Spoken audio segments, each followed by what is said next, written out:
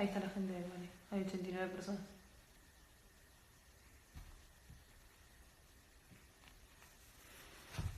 Hola, buenas noches. ¿Cómo están? Bueno, un placer estar acá con todos ustedes. Teníamos un poco de problema con la señal para levantar la transmisión en Facebook Live, pero ya en cualquier momento la vamos a tener como para poder levantarla. Bueno, les agradezco a todos la presencia del otro lado de cada una de las redes en donde estamos. El 2 de abril es un día muy especial. Es un día para los veteranos de guerra, es un día de muchos agradecimientos, muchos recuerdos, de encuentros y de sensaciones absolutamente controversiales y distintas, que tienen que ver con los recuerdos, tienen que ver con los muertos, tienen que ver con un montón de cosas que nos pasan en el 2 de abril. Pero fundamentalmente el 2 de abril es un día de la patria. Yo quiero empezar con los agradecimientos primero a Jóvenes No, que nos organizó este evento, esta transmisión, empezando la vigilia del 2 de abril. Todos los años en distintos lugares de la juego, hasta Juega, Jujuy, se hacen vigilias. A partir de las 9, 10 de la noche, se esperan que sean las 12, se canta el himno, se canta la marcha de Malvinas y se recuerda a nuestros caídos. Y bueno, un poco ante la imposibilidad de hacerlo en forma presencial y a través de esta problemática que nos plantea la peste, Jóvenes No tuvo la iniciativa de hacer esta vigilia en forma digital, así que les agradezco mucho. Y así que mi primer agradecimiento a ellos. Yo me hice una guía de los temas que me gustaría conversar con todos ustedes. El segundo agradecimiento y el segundo recuerdo que quiero hacer en forma muy especial es a todos los veteranos de guerra. Los veteranos de guerra son hombres que incorporados, muchos de ellos militares, otros conscriptos, otros civiles, incorporados a alguna de las tres Fuerzas Armadas, cumplieron algún servicio durante en el teatro de operaciones durante todo el periodo de la Guerra de Malvinas. Son hombres que han dado lo mejor que tenían en ese momento, son hombres que han puesto a disposición de la patria su integridad física, han puesto su familia, tensiones, alejamientos, así que yo les mando un abrazo como mis hermanos de la guerra, un gran recuerdo a todos los veteranos de guerra, que más allá que algunos de ellos después de la guerra no se sentido orgullosos de su condición de soldados, yo rescato en cada uno de los veteranos de guerra, siendo civiles o militares, su condición de soldados de la patria. Ser soldado de la patria cuando se sirve en una situación crítica de la patria como es el proceso de una guerra. Así que yo les mando un abrazo gigante a todos mis hermanos de la guerra, los veteranos de guerra.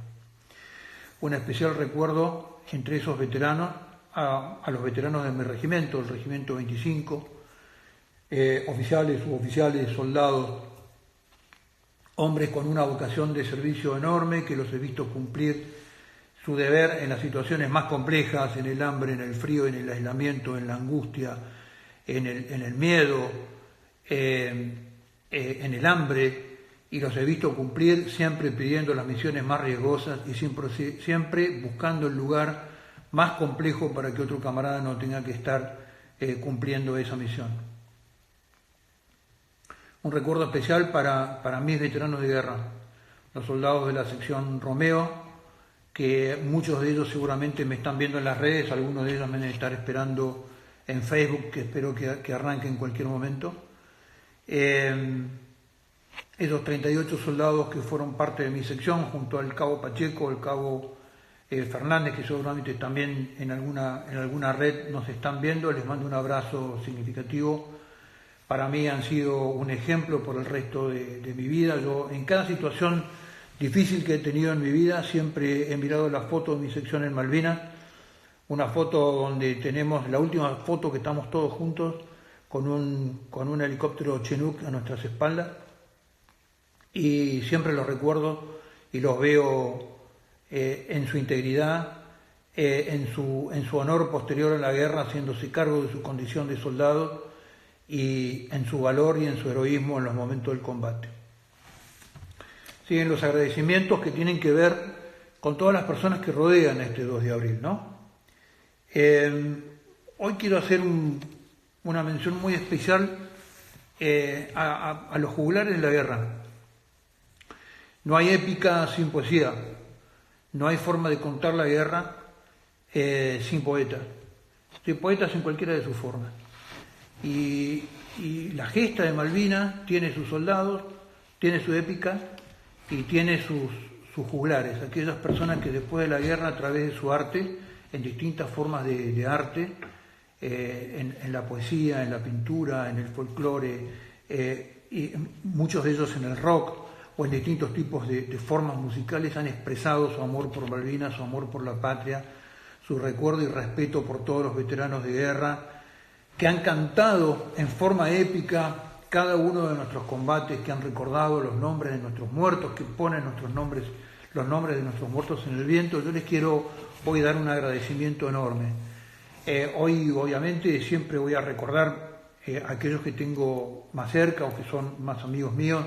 Quiero mandarle un saludo muy especial a la gente de FIT, que está estrenando, que ha escrito un sinnúmero de canciones alrededor de Malvinas y recordando la gesta de Malvinas, y mañana estrena una canción muy linda que tiene que ver con un poema del coronel Miró, que ya ha fallecido, y la canción tiene que ver con este poema que está titulado No llores patria con dolor de madre.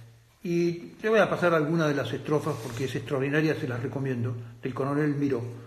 No llores patria con amor de madre por tus hijos sepultos en las islas. Ellos siembran con su sangre mártir simiente de dolor para que vivas. Partieron vislumbrando la victoria sobre las líneas rectas de sus miras y cayeron seguros de lograrlo cuando la suerte más les sonreía. Te esperan empotrados en la roca, en el yermo turbal de las Malvinas, empuñando las armas que esgrimieron con el fervor de la razón invicta. No llore, pues, patria, la muerte de estos héroes, no se llora la gloria bien habida. Bueno, sobre este poema de Miró, estos juglares modernos de nuestra guerra y de nuestra épica le pusieron música y estreno mañana, así que les mando un abrazo muy especial.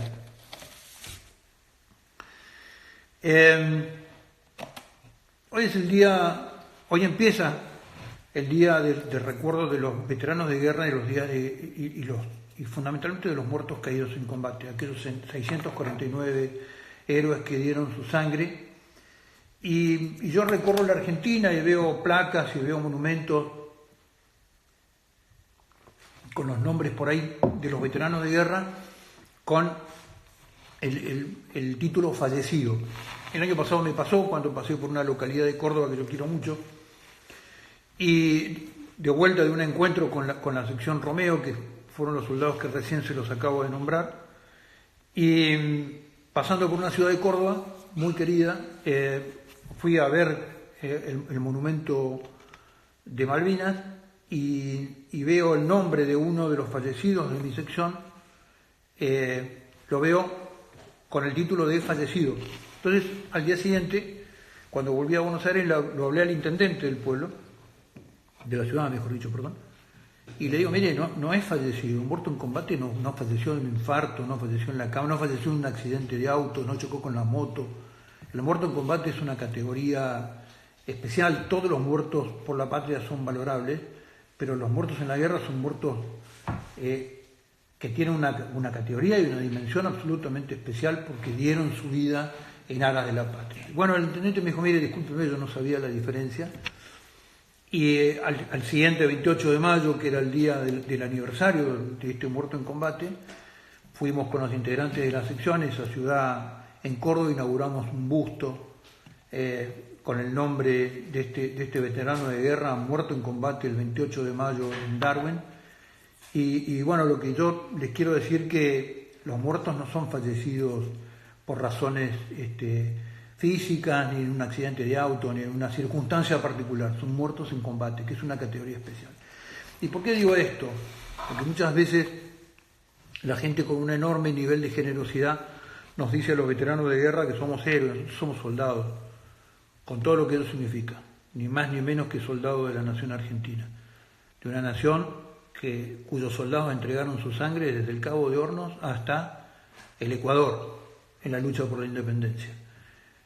Soldados argentinos que dieron batalla en todo el subcontinente contra todos los prepotentes de la tierra, contra el imperio del Brasil, contra el imperio español, contra el imperio británico.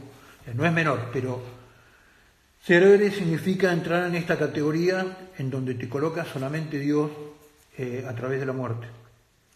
Y cuando estás en la guerra, lo que terminás de entender, que lo supiste durante toda tu vida, pero lo terminás de entender en ese momento tan particular y en circunstancias tan particulares, es que la vida y la muerte es un fenómeno, un misterio que se dimensiona con la voluntad de Dios.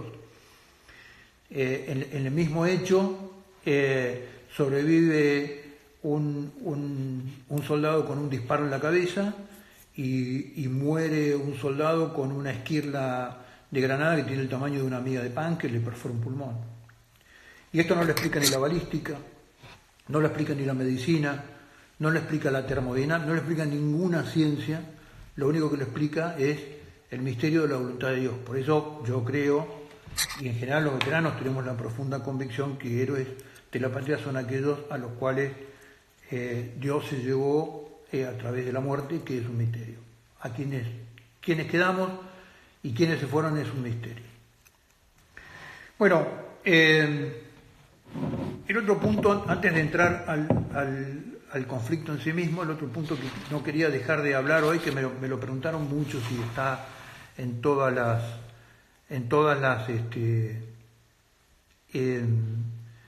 preguntas, y hoy está en los medios, es este tema de la guerra y la información a caballo del fenómeno de la pandemia que estamos viviendo y del manejo de la información en este fenómeno de pandemia. Y hay un fenómeno de banalización absoluto del concepto de la guerra, digamos, ¿no? La guerra es un fenómeno límite, es un fenómeno de naturaleza jurídico brutal, en donde se resuelven los temas donde ya fracasó cualquier otro tipo de juridicidad, donde fracasaron las negociaciones y fracasó la diplomacia. Es un momento límite de la humanidad la guerra. Y la guerra lo que requiere es de un enemigo, y un enemigo es una voluntad opuesta, una voluntad estratégica opuesta, que pretende un objetivo que para mí es vital. Un virus no es un enemigo, un virus no es un enemigo estratégico, la pandemia no es la guerra, un terremoto no es la guerra, son situaciones límites, situaciones críticas, pero no es la guerra. En la guerra el fenómeno de información se llama acción psicológica y siempre debe estar manejado, y lo han visto en todas las guerras, en la guerra antigua se ve con toda claridad, el rumor, la acción psicológica que se ejerce sobre la propia población y sobre el enemigo, se vio en la guerra del Golfo, se vio en la guerra de Malvinas, de los dos bandos, se ve en todas las guerras, la información es un factor de combate, por decirlo de alguna forma. Por eso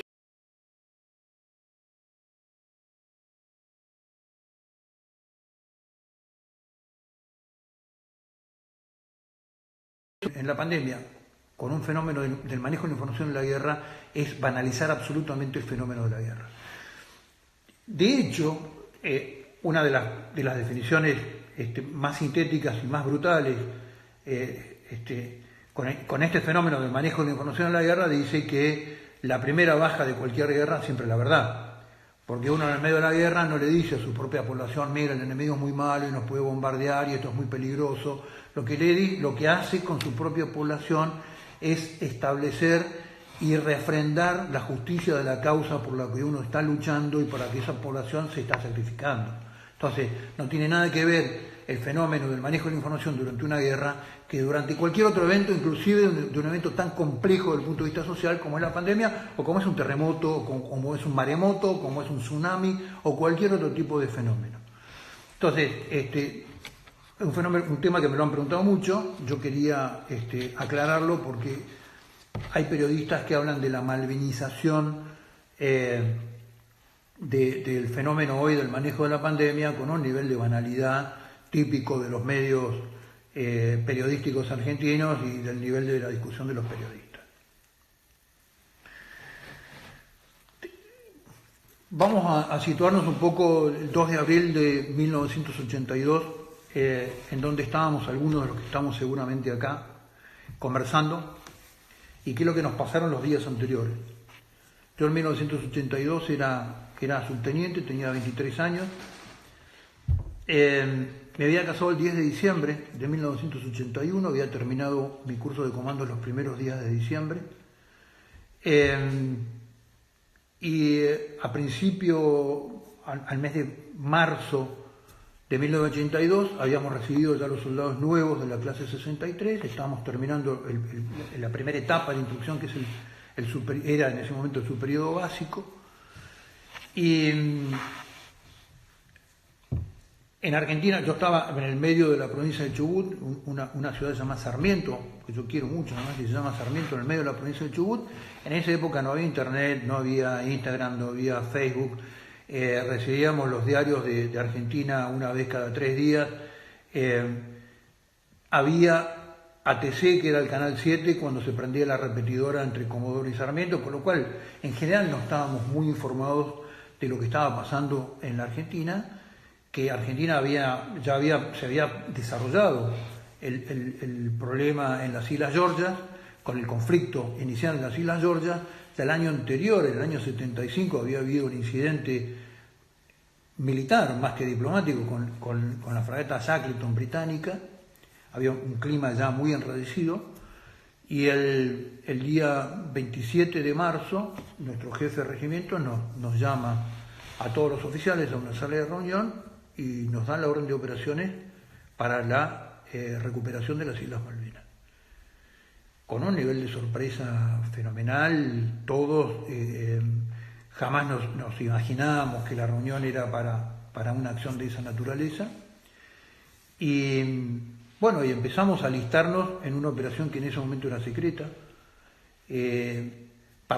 Teníamos que partir con una compañía desde Chubut, ir hasta Puerto Belgrano y embarcar junto a la flota que partía entre el 28 y el 29 por una operación que se iba a desarrollar el 1 de abril de recuperación de las islas.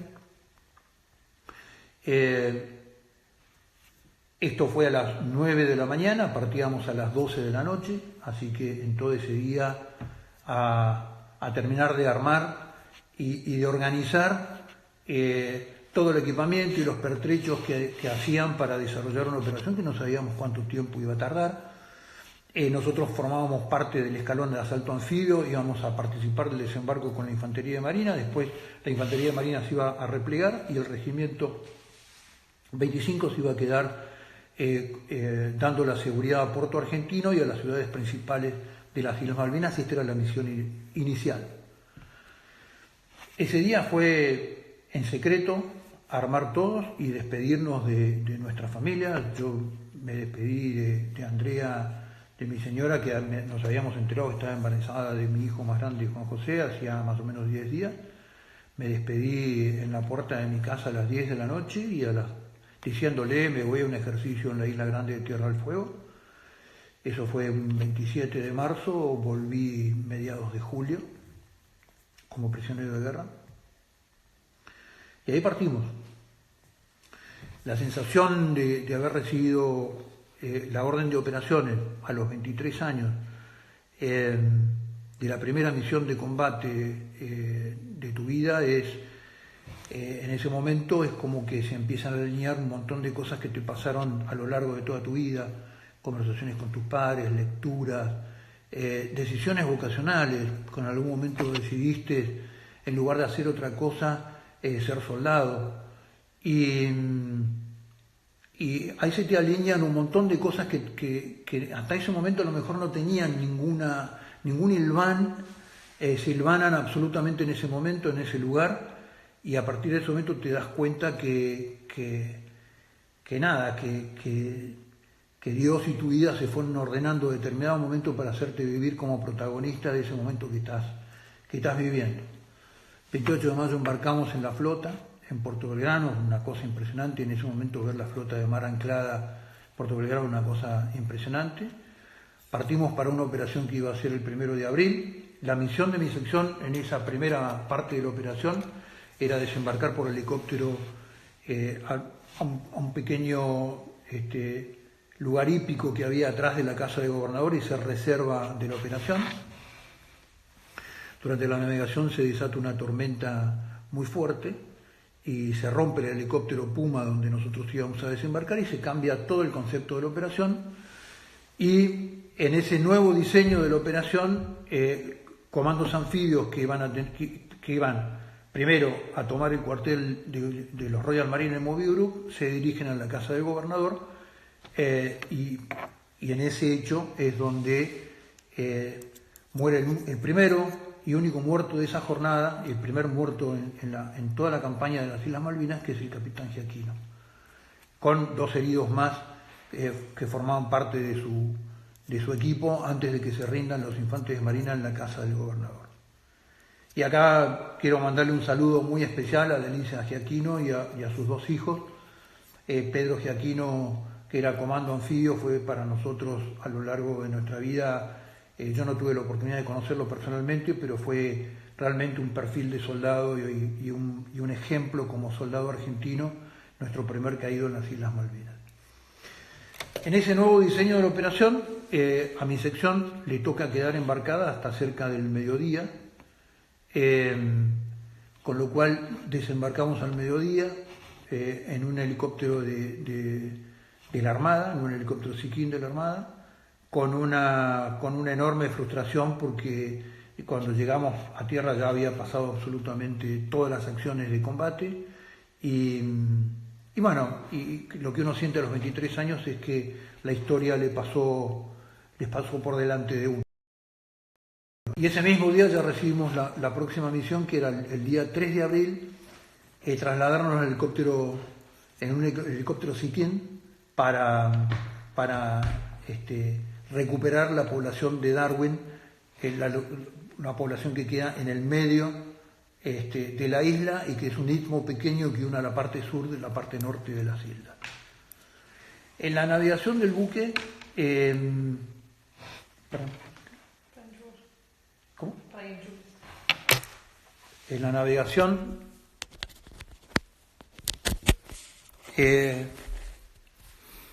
uno de los es cuando les damos la orden de operaciones a nuestros soldados y les contamos lo que íbamos a hacer con un enorme episodio de júbilo, les tomamos juramento de fidelidad a la bandera, porque nuestros soldados todavía no habían jurado la bandera, iban a entrar en combate en ese momento el 1 de abril, después de la operación se traslada al 2 de abril. Y ese pequeño juramento a la bandera siempre quedó un poco olvidado, porque después hicimos una ceremonia formal en Darwin con fotos y demás, que está plasmada en un montón de fotos que han dado vuelta por la web. Pero siempre me llamó la atención cuando el año pasado, cuando fuimos a Río Gallegos, en la recuperación de una de las cartas de un soldado de mi sección muerto en Malvinas, que era oriundo de Río Gallegos, José Honorio Ortega. Está publicada una de sus cartas, y en una de sus cartas a sus padres, esto es un fragmento de cientos de miles de cartas que hay con frases como estas dichas por soldados conscriptos de 19 años recién incorporados que iban a entrar en combate. Queridos padres, ya tuve una misión con 12 camaradas más de tomar Puerto Darwin y no tuvimos ningún inconveniente. Esto es el 3 de abril. Viejo, no se hagan problema por mí, me voy a saber cuidar. Hice un juramento en el buque y Dios nos va a ayudar a cumplirlo. Ese juramento era el juramento que yo le tomé yendo para las Islas Malvinas. Nosotros al venir acá nos jugamos el pellejo. Estoy orgulloso de hacer algo por nuestra patria. José Honorio Ortega, soldado de la sección Romeo, Regimiento de Infantería 25. Estos pequeños episodios, relatos y decires de aquellos que participamos en la guerra marcan un poco cuál era el clima general, ¿no?, de lo que nosotros estábamos viviendo. Y en ese momento, ¿qué es lo que estaba pasando, digamos? ¿Por qué el 2 de abril es una fecha tan importante? ¿Y por qué el 2 de abril ha sido tergiversado, digamos, por todo el fenómeno de la desmalvinización posterior a 1983? Porque el 2 de abril es el momento donde se recuperan, después de 150 años que los británicos habían usurpado en 1833 las Islas Malvinas y habían evacuado un gobierno argentino en 1982 sin derramar una sola gota de sangre británica, que era una de las premisas principales de la operación. Se toman a todos los infantes de marina británicos y al gobernador de las islas y se lo evacúa vía Uruguay para Gran Bretaña. Y no fue un acto de guerra, porque no hubo una sola baja en ese episodio. Entonces, cuando muchos dicen que Argentina declara la guerra a Gran Bretaña, no es verdad. La guerra la inicia posteriormente Gran Bretaña en los hechos que vamos a ver a continuación. El 2 de abril Argentina recupera, después de 150 años, la posesión física de las Islas Malvinas. ¿Cuál era la premisa de esta acción diplomática militar que se estaba desarrollando? La premisa era que el Consejo de Seguridad de Naciones Unidas, donde en ese momento estaban los 5 grandes nucleares, y que de alguna manera eran los que el Consejo de Seguridad, que en Naciones Unidas manejaban todas las situaciones de conflicto, la Unión Soviética, dentro del Consejo de Seguridad, iba a vetar cualquier tipo de acción militar posible de Gran Bretaña sobre Argentina, con lo cual se iba a obligar a Gran Bretaña a negociar en forma bilateral. Y de hecho hubo innumerables procesos, uno de los más desarrollados procesos de negociaciones con distintas formas de acuerdos, con un primer episodio de Malvinas con 3 banderas, protagonizado en ese momento por Javier Pérez de Cuéllar, que Gran Bretaña va a invalidar ese proceso de paz con el hundimiento del buque General Belgrano, quien vocacionalmente el día 5 de abril lanza una flota desde Southampton, pasando por territorio norteamericano en la isla Ascensión como territorio de abastecimiento para capturar las islas, es Gran Bretaña, y sin ninguna vocación de paz para venir a recapturar lo que habían tomado en 1833. Digo esto porque hay muchos comunicadores argentinos que mañana van a decir, bueno, Gran Bretaña estaba justificada en su acción militar porque Argentina la había agredido primero. Hay muchos comunicadores argentinos, muchos políticos argentinos que justifican la acción pirata de Gran Bretaña de volver a recapturar las islas y no de la Argentina de recuperarlas. El derecho de la fuerza se lo reconocen a Gran Bretaña, pero no se lo reconocen a Argentina. Argentina vuelve a recuperar en una acción diplomática militar efectiva, brillante, quirúrgica, donde no se produce ni una sola baja británica y todos los británicos del gobierno británico son evacuados ilesos de vuelta a Gran Bretaña. Digo esto porque mañana todos van a escuchar la cantinela de la agresión, de la invasión argentina a las Islas Malvinas. Nadie invade su propio territorio, nadie invade Lanús, nadie invade La Rioja, nadie invade Misiones. Nosotros no invadimos las islas, las recuperamos porque eran nuestras. Entonces, digo esto porque me parece que mañana, como todos los años, el 2 de abril es el día de los muertos por Malvinas, es el día del veterano de guerra de Malvinas, pero es el día de la miseria argentina, donde aparecen todos los comunicadores, todos los políticos que representan los intereses de la desmalvinización, que fueron socios del proceso militar en otros temas que se descargan con el tema Malvinas. Entonces, me pareció importante aclarar, nadie invade lo que es propio. Las Islas Malvinas son lo mismo que Berazategui, son propias. A partir de ahí empieza un proceso desde el 2 de abril en adelante hasta el 1 de mayo. 1, 2 de mayo, 3 de mayo, que son los hitos que van marcando la condición de un conflicto que no tenía retorno, porque la vocación de Gran Bretaña no era negociar de ninguna manera ninguna situación de carácter diplomático-política con la Argentina. Nosotros somos desplegados en Darwin con nuestra sección, con toda nuestra compañía. Desarrollamos distintas actividades, terminamos nuestro periodo de capacitación, nos preparamos para entrar posteriormente en combate, tuvimos un periodo de muchísimo nivel de exploración de las islas, conocimos las islas, patrullamos, buscamos cualquier tipo de actividad o de intervención británica a través de sus comandos o a través de acciones de infiltración o de lo que fuese. Y nos permitió conocer muchísimo todo el territorio y aclimatarnos fundamentalmente. Si bien nosotros veníamos, nuestro regimiento especialmente, de un clima frío, pero digamos los soldados habían sido incorporados en verano y eso fue todo un proceso de aclimatación.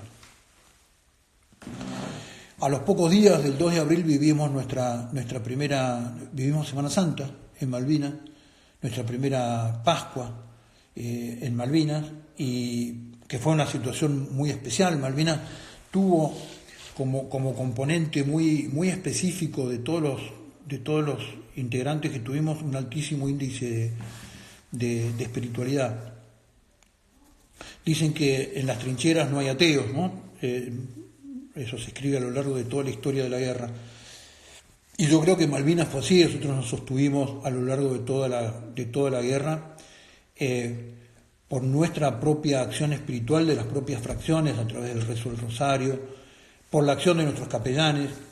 Nosotros tuvimos en Darwin varios capellanos, un capellán muy recordado que era el padre Mora, que era un padre italiano muy querido, que había vivido la Segunda Guerra Mundial de muy chico en Italia, con lo cual era un cura muy aguerrido, muy acostumbrados a todas las penurias de la guerra, y debajo de la lluvia, en medio de las nevadas, recorría con su bolsa de rancho, con su cáliz adentro de la bolsa de rancho, dando la comunión en todas las posiciones.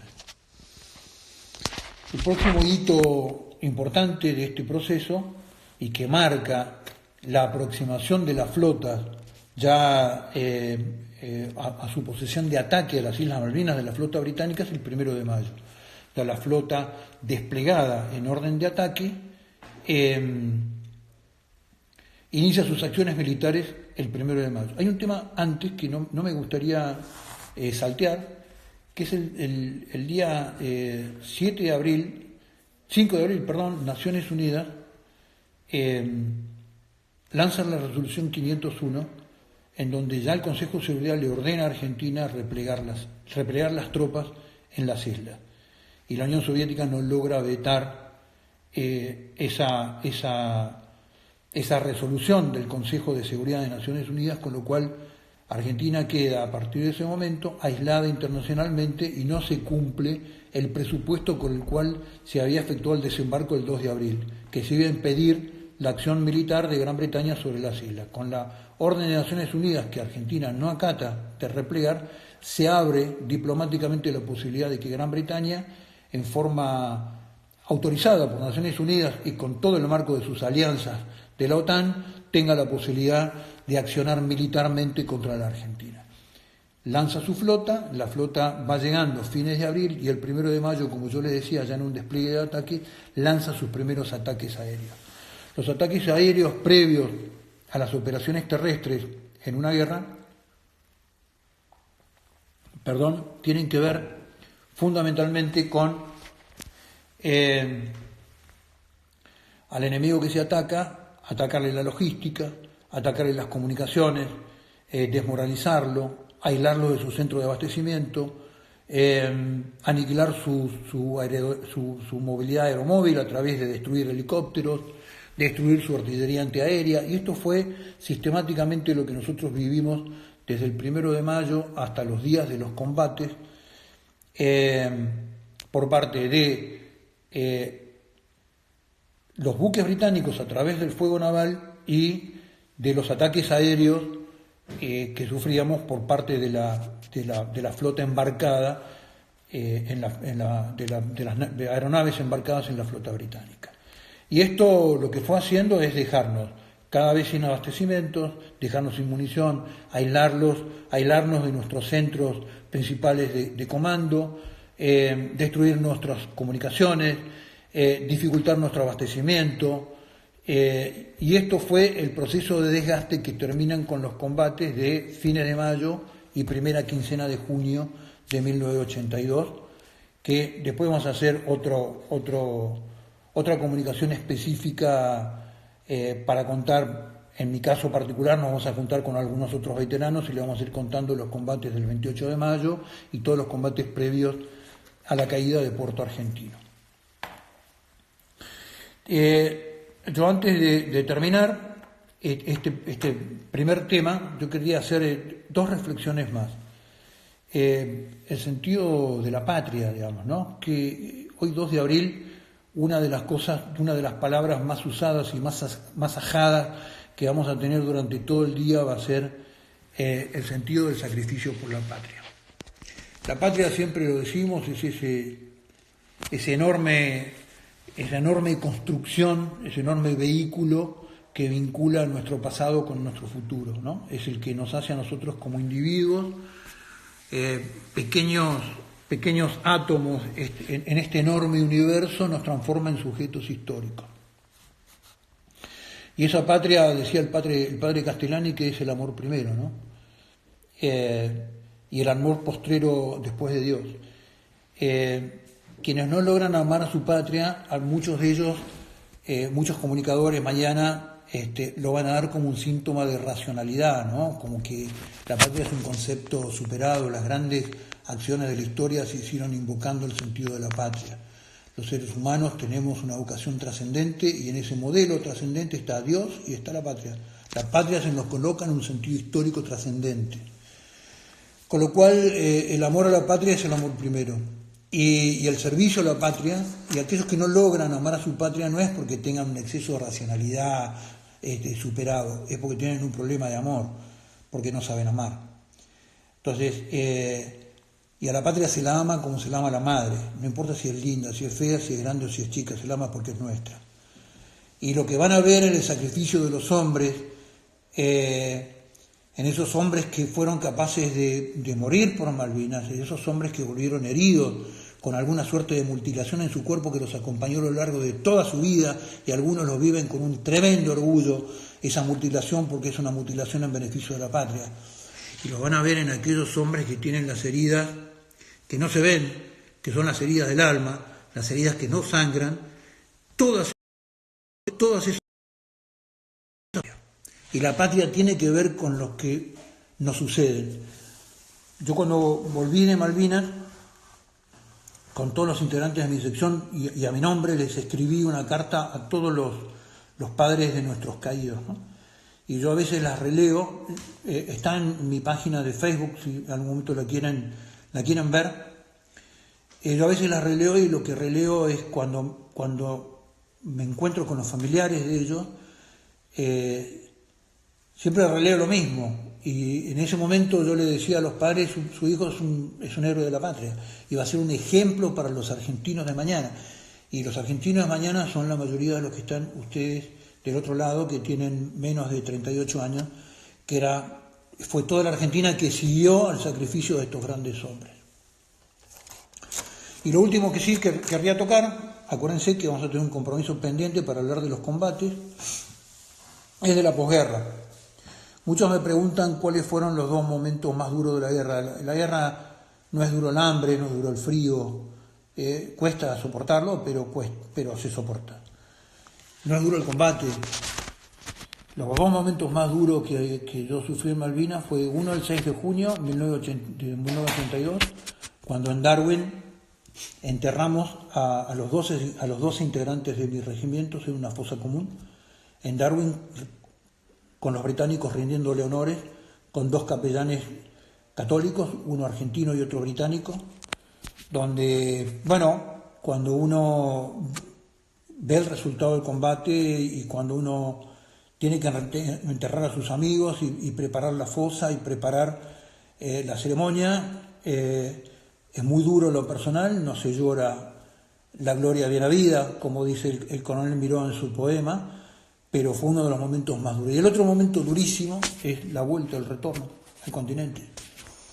Para nosotros la posguerra fue tremendamente dura, porque a nuestro regreso sectores dirigenciales de la sociedad argentina, no el hombre común, ni el hombre ni la mujer común, el ciudadano de a pie, sectores dirigenciales de la Argentina que habían sido socios, cómplices, embajadores, intendentes, funcionarios de los gobiernos del proceso, se empezaron a despegar de un gobierno que se caía, y la moneda de cambio fuimos nosotros los veteranos de guerra. Y se inicia el proceso de desmalvinización. Desde las Fuerzas Armadas y desde la política se ordena: Argentina tiene que olvidarse de Malvinas. Las Fuerzas Armadas se tienen que olvidar de Malvinas. Los veteranos de guerra nos decían a nosotros, los tenientes de esa época: usted se tiene que olvidar de Malvinas. Y nosotros lo que decíamos: si yo de Malvinas no me olvido, porque yo enterré mis hombres en Malvinas. Y porque Malvinas fue la causa de la patria. Y a partir de ese momento fuimos perseguidos los que hablábamos de Malvinas, fuimos permanentemente buscados, y fuimos permanentemente, muchos veteranos se olvidaron por mucho tiempo de hablar de Malvinas. Hoy todo el mundo habla de Malvinas. En aquellos momentos no éramos muchos los que hablábamos de Malvinas. ¿Por qué? Porque sabíamos que Malvinas era la patria, porque lo que venía era un proceso de desmalvinización absoluto. 1983, a partir de ese momento, la política argentina canceló un proyecto de nación a partir con la excusa de una batalla que se había perdido en la guerra de Malvinas. Y yo les voy a decir una cosa: a toda la dirigencia cobarde de la Argentina, lo que les digo es: más importante que las peleas, que ganar las peleas, es darlas. Los valientes son los que dan la pelea. Los que tienen suerte y los acompaña Dios, después las ganan. Pero dar la pelea es de valientes. Los padres de la patria jamás midieron en esfuerzos para dar las peleas que tenían que dar. En las campañas, las sucesivas campañas fracasadas que tuvieron los padres de la patria, no se fijaron si estaban en capacidad de hacerlo. Tenían vocación de hacerlo. Manuel Belgrano jamás se puso a pensar si sabía o no del arte de la guerra.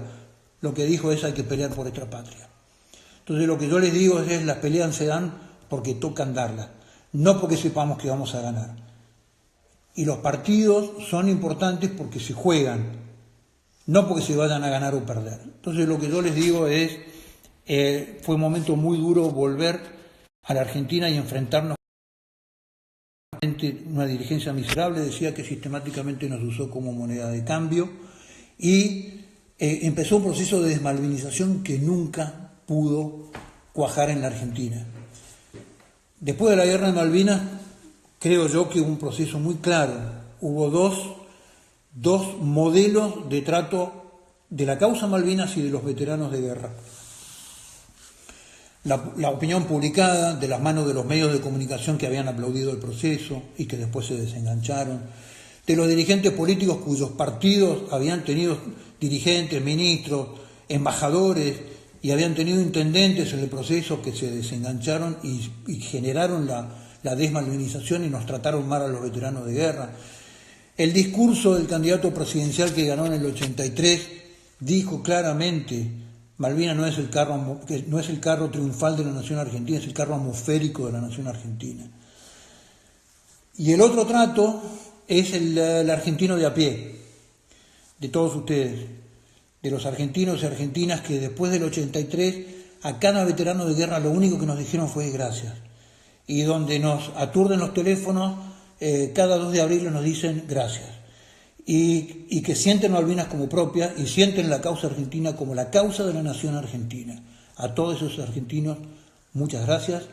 A todos esos argentinos les digo que cada veterano de guerra, que yo trato de entender el sentimiento de cada uno de ellos, no soy quien para representarlo, pero trato de entenderlo, a cada uno de ellos que le dicen gracias, le dan sentido al sacrificio que hizo ese hombre en el año 82 durante 74 días, poniendo su vida en riesgo y poniendo su integridad física en riesgo. Por último, un saludo muy especial a todas las madres de Malvinas.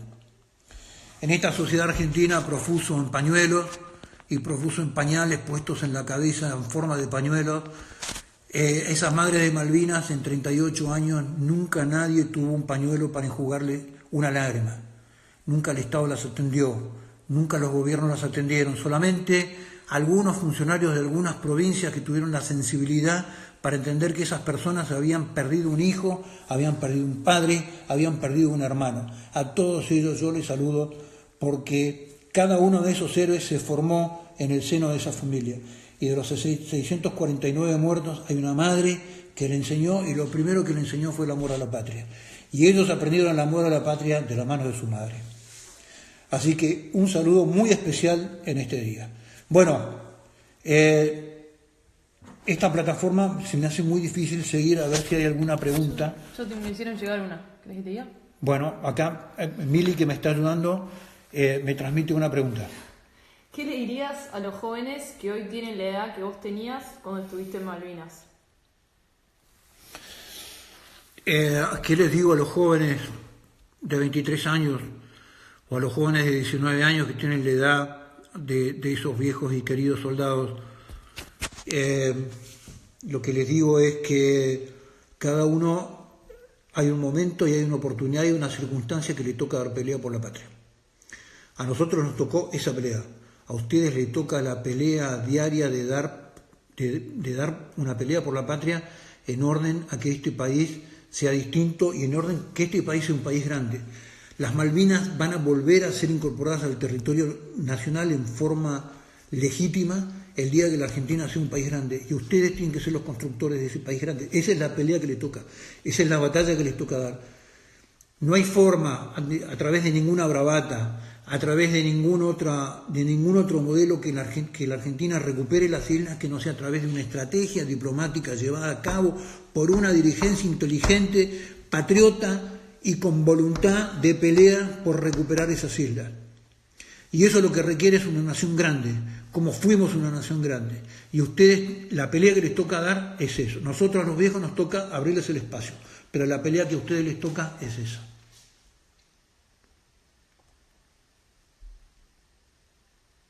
Bueno, yo no logro leer, hay un montón de preguntas que se van. ¿Crees que me fijé? Me preguntan si estuve en Monte London. No, yo combatí en el combate de Darwin el día 28 de mayo de 1982. Pero voy a hacer otra reunión específica seguramente en mediados de mayo para hablar de los combates, para no extenderme ahora en esta comunicación. Así que les agradezco un montón que hayan estado del otro lado, gracias por la paciencia, gracias por bancarnos. Les deseo para mañana que den una oración por nuestros caídos, por esos 649 héroes, y den una oración por cada uno de nuestros veteranos de guerra. Vamos a volver a Malvinas el día que esta patria sea una nación grande. Muchísimas gracias, les mando un abrazo gigante a cada uno de ustedes. Chao.